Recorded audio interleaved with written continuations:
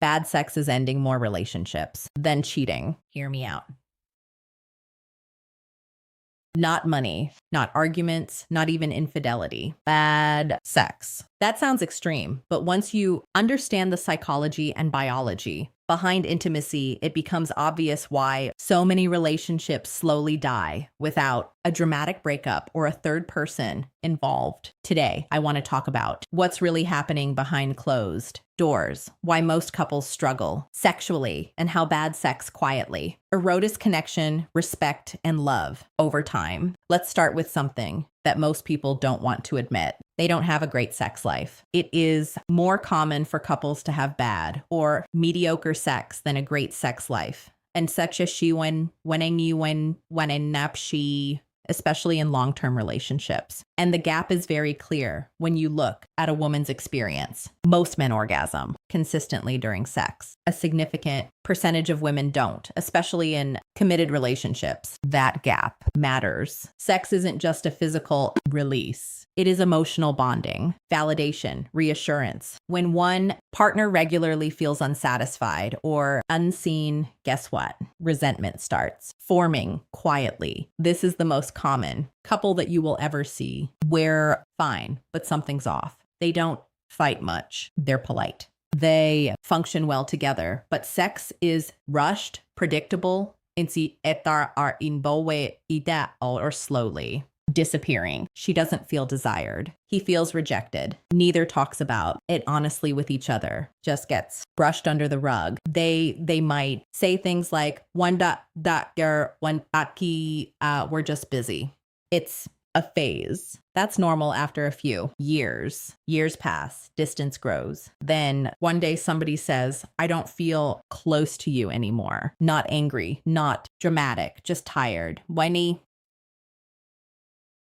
Here's why sex is an emotional glue. This is what science tells us. When couples have truly great sex, there is an emotional afterglow, and that can last 24 to 48 hours after the event. During and after sex, oxytocin increases attachment and trust. Dopamine increases motivation and desire. Cortisol drops, reducing your stress. Win-win. That's not romantic talk. That is neurochemistry. Great sex regulates your nervous system. That's why couples who are sexually connected argue less. They feel safer emotionally and are more forgiving. They feel closer without even trying. Sex creates emotional resilience between you two. Now let's look at what happens when sex is bad or gone. Stress increases. Insecurity grows. Resentment builds up.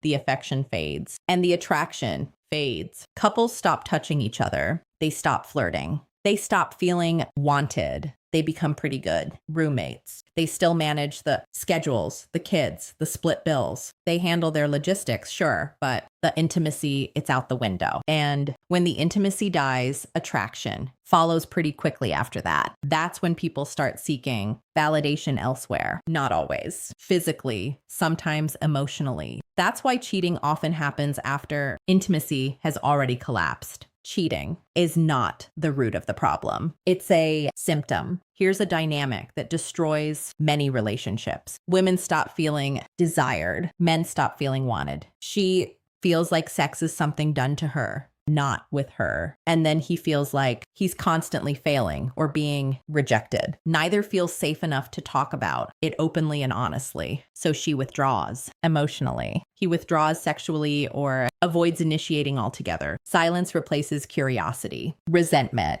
replaces desire, and the bond weakens. This is the most heartbreaking one. Couples who genuinely love each other. They respect each other. They share history. They don't want to hurt one another, but the sex has been bad for years. They'll say something like this: we still love each other, but it doesn't feel romantic anymore. Love survives when etser di dao awan says, but the attraction doesn't, and the desire doesn't. And without attraction and desire, relationships don't collapse overnight. They erode slowly. bad sex isn't a small issue. It's the core issue because sex is where desire is expressed. Connection is reinforced. Emotional safety is built. Ignoring it doesn't make it go away. It just keeps damaging and the damage accumulates. Most couples, they don't break up because they hate each other. They break up because the intimacy died and nobody knew how to revive it. This is the real takeaway. If you want a strong relationship, you cannot treat sex like a bonus feature. It is foundational. Great sex doesn't mean constant novelty or perfection. It just means curiosity, presence, a little bit of effort, and